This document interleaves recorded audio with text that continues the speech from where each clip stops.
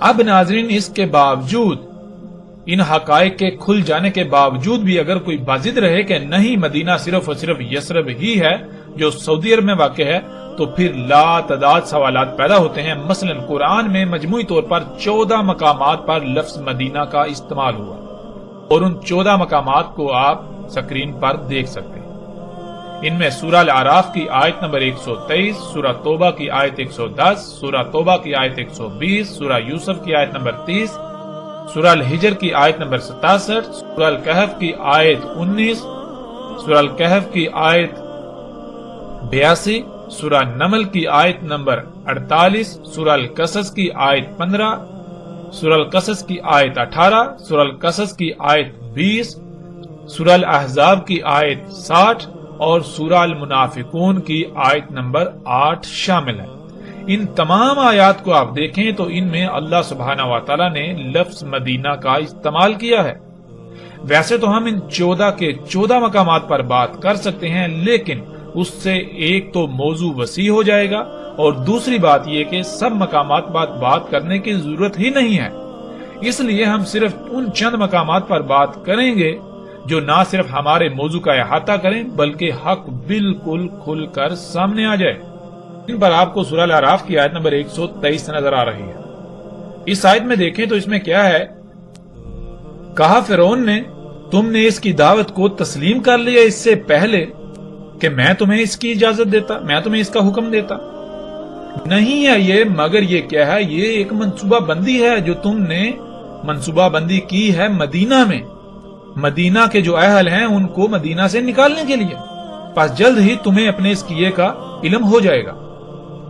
ناظرین اس آیت میں یہ سمجھا جاتا ہے کہ فرعون نے یہ کہا کہ تم نے مدینہ میں منصوبہ بندی، یہ سارا کچھ منصوبہ بندی کے تحت کیا تاکہ جو مدینہ کے اہل ہیں یعنی کہ آل فرعون ان کو مدینہ سے نکال دیا جائے اور پیچھے مدینہ پر خود قبضہ کر لیا جائے۔ یعنی کہ آج اکثریت یہ سمجھتی ہے کہ لفظ مدینہ کا استعمال فرعون نے کیا، حالانکہ حقیقت یہ نہیں ہے، کیونکہ سب سے پہلی بات یہ کہ آپ غور کریں کہ کیا فرعون کی زبان عربی تھی؟ کیا اس وقت مصر میں عربی بولی جاتی تھی؟ جب فرعون کی زبان عربی تھی ہی نہیں تو پھر فرعون لفظ مدینہ کس طرح استعمال کر سکتا ہے؟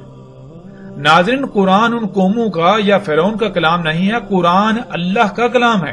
ماضی میں جو حالات و واقعات پیش آئے، جو کچھ ہوا، اللہ سبحانہ و تعالیٰ نے اسے اپنے الفاظ میں بیان کیا، اپنے الفاظ میں، اور قرآن الحکیم ہے۔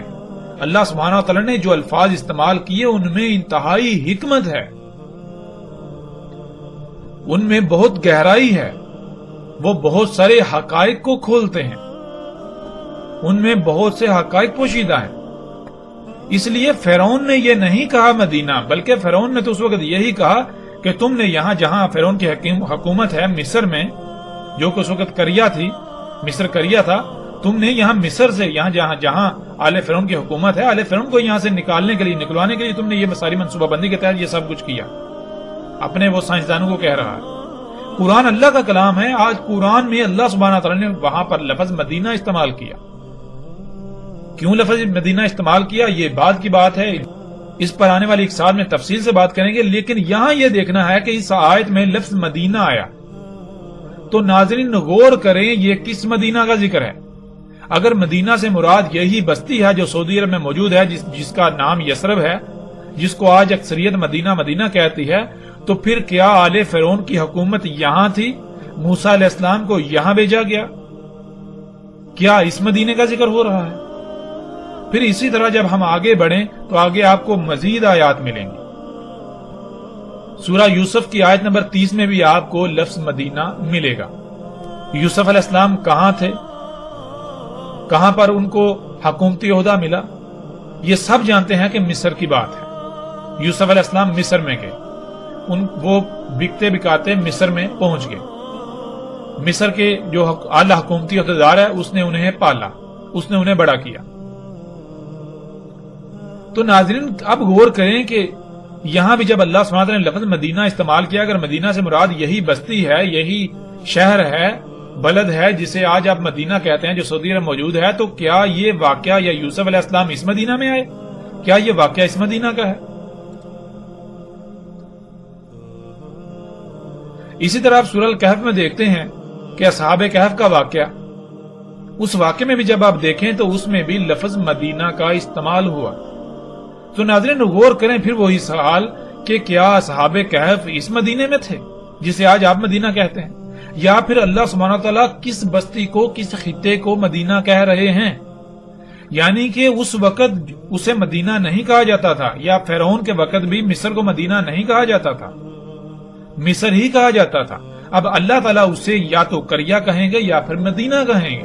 جب تک وہاں فرعون کی حکومت تھی تو تب تک یعنی فرعون جب تک وہاں کا رب تھا تو وہ مدینہ نہیں، وہ قریہ ہے. پھر جب وہاں رب اللہ کو بنا لیا جاتا ہے، اللہ رب بن جاتا ہے، تو وہ مدینہ کہلائے گا. اس لیے اللہ سبحانہ تعالیٰ نے وہاں پر مدینہ لفظ استعمال کیا. جب مصر ظاہری طور پر تو ابھی فرعون کے ہاتھ میں تھا، لیکن حقیقت یہ تھی کہ اب فرعون کا انجام اس کے سر پر آ چکا ہے. مدینہ یعنی مصر جو ہے فرعون کے ہاتھوں سے نکل چکا ہے، اب مصر جو ہے وہ مدینہ بن چکا ہے اللہ کے قانون میں. بالکل اس طرح ناظرین غور کریں، قرآن میں باقی جتنے بھی مقامات ہیں ان پر جو مدینہ کا ذکر آیا، ان میں جو مدینہ کا ذکر آیا، کیا وہ اس مدینہ کا ذکر ہے؟ جیسے سورہ الکہف میں دیکھیں موسیٰ علیہ السلام اور اللہ کے جو عبد ہیں ان کا واقعہ ہے، تو اس میں کیا ہے، انہوں نے جو ایک دیوار جو ہے وہ سیدھی کی، تو انہوں نے کیا کہا، یہ دیوار کن دو لڑکوں کی ہے جو یتیم ہیں. وہاں بھی لفظ مدینہ کا آیت میں آپ دیکھ سکتے ہیں. تو کیا وہ موسیٰ علیہ السلام اور اللہ کے عبد کیا وہ اس مدینہ میں آئے تھے جسے آج آپ مدینہ کہتے ہیں، جو سعودی عرب کی بستی ہے؟ اب غور کریں کہ کیا اس وقت کے لوگ اسے مدینہ کہتے ہوں گے؟ نہیں، بلکہ قرآن میں اللہ سبحانہ وتعالیٰ اسے مدینہ کہہ رہے ہیں. وہ بستی جو ہے وہ کسی اور نام سے جانی پہچانی جاتی تھی. جیسے مثال کے طور پر آج آپ مختلف نام استعمال کرتے ہیں، کابل، کراچی، لاہور، فلاں فلاں، اس طرح جو نام استعمال کرتے ہیں. کل کو جب مثال کے طور پر آپ تصور کریں کہ اگر دنیا یعنی کہ اگر ساتھ نہ آنی ہو، دنیا آگے اور چلنی ہو، اور امت نے آنا ہو اور قوم نے آنا ہو، یہ قوم جب ہلاک ہو، یہ امت جب ختم ہو، تو آگے آنے والی قوم کو جب اللہ تعالیٰ ہدایات دیں تو اللہ تعالیٰ کیا بتائیں گے؟ کیا اللہ تعالیٰ یہ کہیں گے کہ کابل میں ایسا ہوا تھا؟ کیا اللہ تعالیٰ یہ کہیں گے کہ کراچی میں ایسا ہوا تھا، لاہور میں ایسا ہوا تھا، دلی میں ایسا ہوا، ممبئی میں ایسا ہوا تھا؟ نہیں، بلکہ اللہ سبحانہ و تعالیٰ صرف دو طرح کی تقسیم کریں گے، یا تو مدینہ کا لفظ استعمال کریں گے یا پھر قریہ کا لفظ استعمال کریں گے. تو ناظرین غور کرتے جائیں، آپ دیکھیں قرآن میں کہ قرآن میں اللہ سبحانہ وتعالیٰ نے جہاں جہاں لفظ مدینہ کا استعمال کیا، اگر مدینہ سے مراد وہ بستی ہے جسے آج اکثریت کہتی ہے، تو پھر قرآن میں جس مقام پر لفظ مدینہ آیا تو وہاں بھی آپ کو وہی بستی لینا پڑے گا، اس کا مراد وہی بستی لینی پڑے گی جسے آج مدینہ کہا جاتا ہے اور لوگوں کے ذہنوں میں راسخ کر دیا گیا ہے. حقیقت یہ ہے کہ وہ آج ام القریہ ہے، ام القریہ میں سے ایک قریہ ہے، یعنی ایسی بستی جہاں اللہ کا دین قائم نہیں ہے، جہاں فطرت نہیں بلکہ فطرت کی ضد ہے. اللہ کی مخلوقات تبدیل شدہ ہے، تمام کی تمام تبدیل شدہ مخلوقات ہیں، اللہ کی مخلوقات نہیں ہے. جہاں دجال دندناتا پھر رہا ہے، اور ظاہر ہے ناظرین غور کریں، جہاں فطرت ہوگی وہاں دجال کیسے آ سکتا ہے؟ یعنی دجال تو ہے ہی فطرت کی ضد، دجال تو ہیں ہی وہ اشیاء، یعنی کہ انسان ان مخلوقات کو، ان اشیاء کو اپنے لیے فائدہ مند سمجھتا ہے، اپنے لیے مسیحا سمجھتا ہے، جو اللہ کی خلق کردہ نہیں ہے، جو اللہ کے مقابلے پر انسان نے اللہ کے ساتھ شریک بنتے ہوئے اپنے لیے خلق کی، اور انہیں اپنے لیے فائدہ مند سمجھتا ہے، اپنے لیے آسائشیں سہولتیں مسیحا سمجھتا ہے، فائدہ مند سمجھتا ہے. لیکن کیا حقیقت یہی ہے؟ کیا وہ حقیقتاً فائدہ مند ہیں، یا یہ محض دجل ہے؟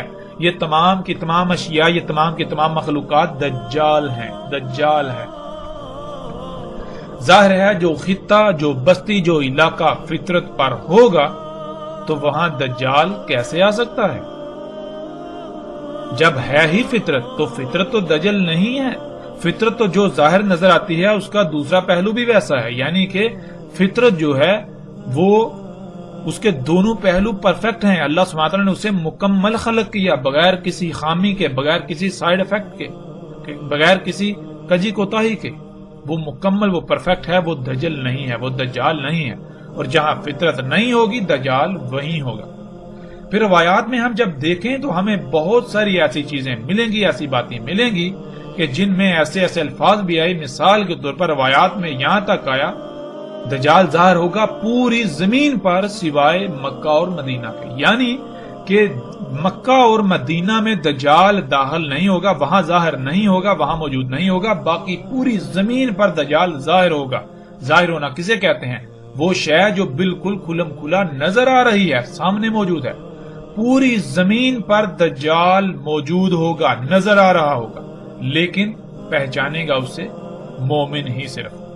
اب ناظرین غور کریں، دجال اگر ایک شخص ہے، ایک انسان ہے، ایک بشر ہے، تو کیا وہ بیک وقت پوری زمین پر ظاہر ہو سکتا ہے، پوری زمین پر نظر آ سکتا ہے سوائے مکہ اور مدینہ کے؟